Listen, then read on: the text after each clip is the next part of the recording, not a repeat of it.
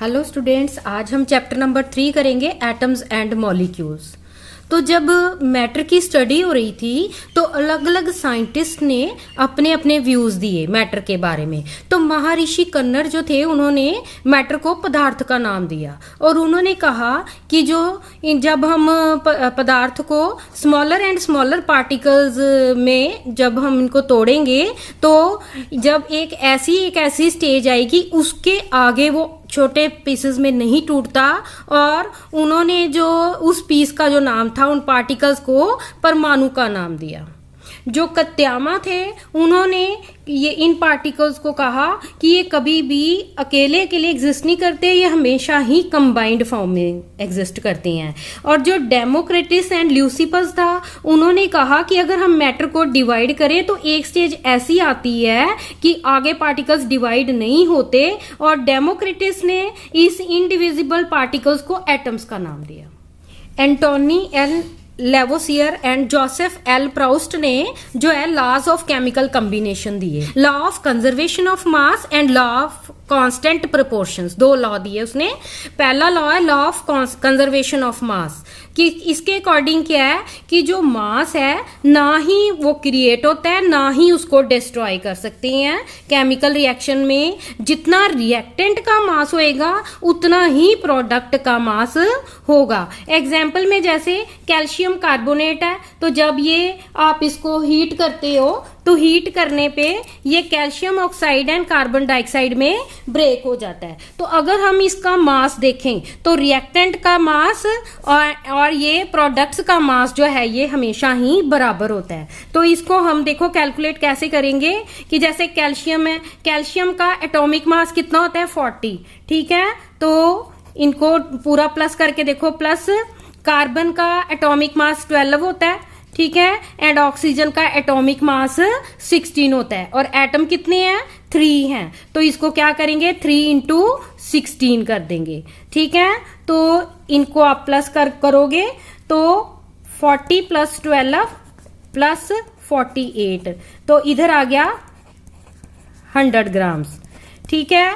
अब ये calcium oxide में देखो, कैल्शियम का जो एटॉमिक मास है वो 40 प्लस ऑक्सीजन का एटॉमिक मास 16, ठीक है, ये हो गया 56, प्लस कार्बन का एटॉमिक मास 12 प्लस ऑक्सीजन का एटॉमिक मास 16 होता है, और एटम 2 हैं तो इसको 16 से मल्टीप्लाई कर देंगे तो ये हो जाएगा 32, 12 प्लस 32, ठीक है। तो ये टोटल जो है ये 44 हो गया, तो 56 प्लस 44 जो है ये भी 100 आ गया। इसका मतलब कि जो रिएक्टेंट्स का मास है ये हमेशा ही प्रोडक्ट्स के मास के बराबर होता है, ठीक है। Antonio L Lavoisier and Joseph Proust ने जो दूसरा लॉ दिया, लॉ ऑफ कांस्टेंट प्रोपोर्शंस, ये क्या कहता है, this law states that in a chemical substance the elements are always present in a definite proportions by mass.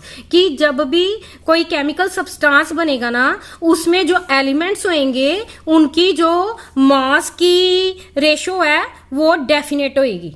Example में देखो, जैसे वाटर है तो वाटर ये हाइड्रोजन एंड ऑक्सीजन को मिला के बना है, ठीक है। तो इसमें 2 है एटॉमिक मास और इसका मास कितना है ऑक्सीजन का 16। जब आप इसको सिंप्लीफाई करोगे तो 1:8 रेशो आ जाएगी। यानी कि जब हाइड्रोजन एंड ऑक्सीजन 1:8 की रेशो में मिलेंगे तभी वाटर बनेगा। इसी तरह कार्बन डाइऑक्साइड में देखो, carbon dioxide carbon and oxygen से बनी है, ठीक है। तो कार्बन का जो एटॉमिक मास है वो 12 होता है एंड ऑक्सीजन का 16 होता है। यहाँ पे 2 एटम है तो 16 इंटू 2 32 हो गया। तो इसको जब हम सिंप्लीफाई करेंगे तो 3:8 आ गया। इसका मतलब कि कार्बन डाइऑक्साइड तभी बनेगी जब इनकी मास की जो रेशो है वो 3:8 होगी, ठीक है। तो यही चीज है लिखी हुई, in compound such as water ratio of mass of hydrogen and oxygen is always 1:8 whatever the source of water. कि पानी कहीं का भी हो, चाहे वो किसी पॉन्ड का हो, टैप का हो, सभी में पानी जो है उसमें हाइड्रोजन एंड ऑक्सीजन की जो मास की रेशो है वो 1:8 ही होगी, तभी पानी बनेगा। और जैसे कार्बन डाइऑक्साइड है इसमें जो रेशो ऑफ मास है कार्बन एंड ऑक्सीजन की 3:8 होगी, तभी कार्बन डाइऑक्साइड बनेगी, चाहे कार्बन डाइऑक्साइड का सोर्स कहीं से भी हो। If the 9 grams of water decomposed 1 gram of hydrogen and 8 grams of oxygen it is obtained। अगर हम 9 ग्राम वाटर के लेते हैं तो हमेशा इनकी जो रेशो है 1:8 होती है। इसका मतलब कि इसमें 1 ग्राम हाइड्रोजन होएगी और 8 ग्राम ऑक्सीजन होएगी। नेक्स्ट है डेल्टन एटॉमिक थ्योरी। डेल्टन ने मैटर के बारे में जो पोस्टुलेट्स दिए अपने, तो फर्स्ट है कि all matter it is made up of very tiny particles. उसने कहा कि जो मैटर है बहुत छोटे छोटे पार्टिकल्स का बना है, उनको हम एटम्स कहती हैं, जो कि केमिकल रिएक्शंस में पार्टिसिपेट करते हैं। एटम्स आर इंडिविजिबल, कि एटम्स को आगे डिवाइड नहीं किया जा सकता। Which can not be created not destroyed in a chemical reaction, ना इनको क्रिएट कर सकते हो ना ही आप इनको डिस्ट्रॉय कर सकते हो। थर्ड है कि atoms of given element are identical in mass and chemical properties, और किसी भी एलिमेंट के जो एटम्स है उनका मास हमेशा सेम होएगा और उनकी केमिकल प्रॉपर्टीज भी सेम होंगी। नेक्स्ट है कि atoms of different elements have different masses and chemical properties, लेकिन अगर एलिमेंट्स डिफरेंट होंगे तो उनके एटम्स के मास भी डिफरेंट होंगे और केमिकल प्रॉपर्टीज भी अलग अलग होंगी। जैसे अगर HCl है, HCl में जो हाइड्रोजन है इनके एटम्स की प्रॉपर्टीज क्लोरीन के एटम्स की प्रॉपर्टीज से अलग होंगी और मास भी अलग होएगा। नेक्स्ट है atoms combine in ratio of small whole numbers to form the compounds, और जो एटम्स है वो हमेशा जब कंबाइन करेंगे तो होल नंबर रेशियो होएगी उनकी। ये नहीं होगा कि जो जैसे हाइड्रोजन है इसमें 2 हाइड्रोजन एंड 1 ऑक्सीजन मिलती है तो तभी जो है ये वाटर बनता है। ये नहीं हो सकता कि 2.1 मिल जाए हाइड्रोजन एंड ऑक्सीजन मिल जाए जो है वो 1.2 मिल जाए, ऐसे नहीं होएगा। होल नंबर रेशो होएगी जब भी कोई ये बनेगा कंपाउंड बनेगा तो हमेशा एटम्स होल रेशो में कंबाइन करेंगे। नेक्स्ट है relative number and kinds of atoms are constant, और इसमें नंबर ऑफ एटम्स हमेशा ही डेफिनेट होंगे गिवन कंपाउंड में। जैसे वाटर बनना है तो 2 जो है हाइड्रोजन होने चाहिए और 1 ऑक्सीजन होएगा तभी वाटर बनेगा। नेक्स्ट है what is an atom. Atom क्या है? As all the houses are made up of brick some way all matter it is made up of atom. जैसे घरों को बनाने के लिए ब्रिक की जरूरत है, ब्रिक्स मिलके ही किसी बिल्डिंग को बनाती है, तो ब्रिक जो है ये बिल्डिंग ब्लॉक है हाउसेज का। इसी तरह मैटर का जो बिल्डिंग ब्लॉक है वो एटम है। एटम्स जो हैं वो मिलके मैटर को बनाते हैं। एटम स्मॉलेस्ट पार्टिकल है मैटर का और ये अपनी प्रॉपर्टीज को हमेशा बनाए रखता है एलिमेंट की। Atoms are so small that we can not see them even under the most powerful microscope. और जो एटम्स है वो स्मॉल इतने ज्यादा छोटे हैं कि उनको हम मोस्ट पावरफुल माइक्रोस्कोप के अंडर भी वो नजर नहीं आते। Size of an atom it is indicated by atomic radius, और जब भी हमने किसी एटम का साइज देखना है तो हम उसके एटॉमिक रेडियस के को देखकर उसका साइज का पता चलता है। और जो एटॉमिक रेडियस है और एटम का इसको हम नैनोमीटर्स में मेजर करती हैं, और जो सिंबल है नैनोमीटर का वो nm है। 1 नैनोमीटर 10⁻⁹ मीटर के बराबर है। नेक्स्ट है modern day symbols of atoms of different elements. देखो जैसे जैसे एलिमेंट्स की डिस्कवरी होती गई तो फिर साइंटिस्ट ने क्या देखा कि इनको कोई सिंबल भी देना पड़ेगा ताकि इनकी कोई पहचान हो। तो हर एक जो है साइंटिस्ट ने इनको सिंबल्स देने की कोशिश की। सबसे पहले Dalton was the first scientist to use the symbols of elements. उसने एलिमेंट्स को सिंबल्स दिए in a very specific sense. उसने क्या किया कि हर एक एलिमेंट के लिए ना एक पर्टिकुलर जो है वो शेप्स बना दी। जैसे हाइड्रोजन है तो एक सर्कल बीच में बिंदी, तो ये हाइड्रोजन का साइन है। तो फास्फोरस है तो एक सर्कल बीच में ऐसे उल्टी वाई बना दी। कॉपर में उसने ऐसे बना दिया, गोल्ड में उसने ऐसी स्ट्रक्चर बना दी, कार्बन में उसने ऐसे बीच में से ब्लैक कर दिया, सल्फर ये है, लेड ये, प्लेटिना की ऐसे बना दिया, ऑक्सीजन का बीच में बिल्कुल ब्लैक है और आयरन का आई बीच में डाल दिया, सिल्वर का ऐसे डाल दिया, मरकरी का ऐसी शेप बना दी। तो उसने ऐसी स्पेसिफिक शेप्स दे दी कि ये ऐसे ऐसे इनके सिंबल्स रख लो। पर ये सिंबल्स जो हैं वो याद करने क्या थे, मुश्किल थे। धीरे धीरे एलिमेंट्स का नंबर बढ़ता गया तो ये एलिमेंट्स के जो साइन है ये हर एक के लिए पॉसिबल नहीं थे याद रखने। तो फिर दूसरे जो साइंटिस्ट था बर्जीलियस ने ये सजेस्ट किया कि ये जो सिंबल्स है इनके कैसे रखा जा सकता है कि 1 और 2 letters of name of element, कि जो एलिमेंट है उसका पहला लेटर या फिर 2 लेटर जो है वो ले लो और उससे उसका सिंबल रख दो ताकि हर कोई उसको आसानी से याद रख सके।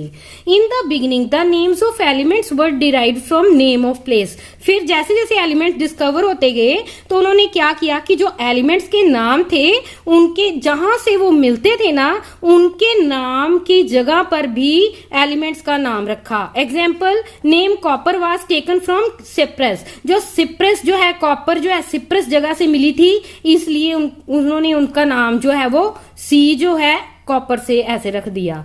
ठीक है। Some names were taken from specific colours. और कुछ एलिमेंट्स के जो नाम उन्होंने कैसे लिए कि कुछ कलर्स के देख लिया उन्होंने। जैसे गोल्ड की जब एलिमेंट डिस्कवरी हुई, देखी उन्होंने एलिमेंट मिला तो उसका कलर जो था वो येलो था। ठीक है। तो उन्होंने इसका जो नाम जो है वो गोल्ड रख दिया। ठीक है। Nowadays IUPAC international union of pure and applied chemistry, फिर क्या आयोपेक नेमिंग स्टार्ट हो गई। ठीक है।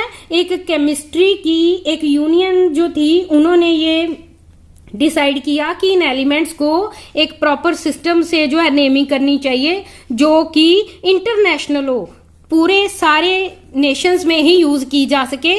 ठीक है। उन्होंने अप्रूव किया नेम्स ऑफ एलिमेंट्स को। तो जो उन्होंने सिंबल्स रखे ना बहुत सारे एलिमेंट्स के, वो कैसे रखे कि 1 लेटर यूज कर लिया या 2 लेटर्स यूज कर लिया उस एलिमेंट के नाम के इंग्लिश में। तो फर्स्ट लेटर जो है सिंबल का वो हमेशा कैपिटल लेटर में उन्होंने लिखा और जो सेकंड लेटर है वो स्मॉल लेटर में लिखा। जैसे हाइड्रोजन है तो इसमें एक ही इसका पहला अक्षर ले लिया H, तो ये कैपिटल। अब एल्यूमिनियम में उन्होंने साइन रखा AL। ठीक है।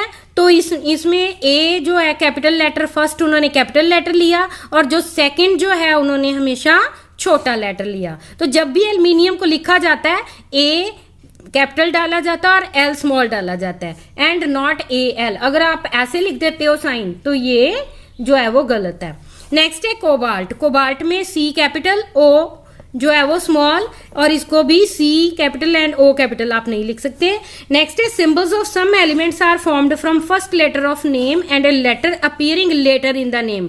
फिर कुछ एलिमेंट्स के सिंबल्स कैसे बनाए गए कि एक लेटर तो उन्होंने फर्स्ट वाला ले लिया और जो दूसरा लेटर है वो उन्होंने जो अगले किसी लेटर्स में से ले लिया। जैसे एग्जाम्पल जिंक में से Z तो उन्होंने पहला लेटर ले लिया। ठीक है। अब जो N जो अगला लिया वो उन्होंने तीसरा लेटर ले लिया। क्लोरीन में पहला लेटर उन्होंने C ले लिया और अगला उन्होंने तीसरा लेटर से L ले लिया। Other symbols have been taken from the names of elements in Latin, German और ग्रीक। और कुछ सिंबल्स उन्होंने ऐसे भी लिए कि जो एलिमेंट्स का नाम था ना लेटिन में या जर्मन में या ग्रीक लैंग्वेज में वो उन्होंने उसके सिंबल्स रख लिए उसके हिसाब से। तो जैसे symbol of iron it is Fe, iron का सिंबल Fe है और ये लेटिन नाम है इसका फेरम। इसी तरह सिंबल जो सोडियम का Na है ये इसको कहां से लिया गया, लेटिन नेम नेट्रियम से। तो ये कुछ एलिमेंट्स के नाम है और उनके साइन है। Aluminium Al, argon Ar, barium Ba, boron B, bromine Br, calcium Ca, carbon C, chlorine Cl, cobalt CO, copper Cu, fluorine F, gold Au, hydrogen H, iodine I, iron Fe, lead Pb, magnesium Mg, neon Ne, nitrogen N, oxygen O, potassium K, silicon Si, silver Ag, sodium Na, sulphur S, uranium U and zinc Zn। ये सभी important elements के नाम है। ठीक है। First 20 elements plus ये जो elements है ये बहुत इंपॉर्टेंट एलिमेंट। तो ये है आज की हमारी वीडियो और चैप्टर के रिमेनिंग टॉपिक्स अब पार्ट 2 में करेंगे।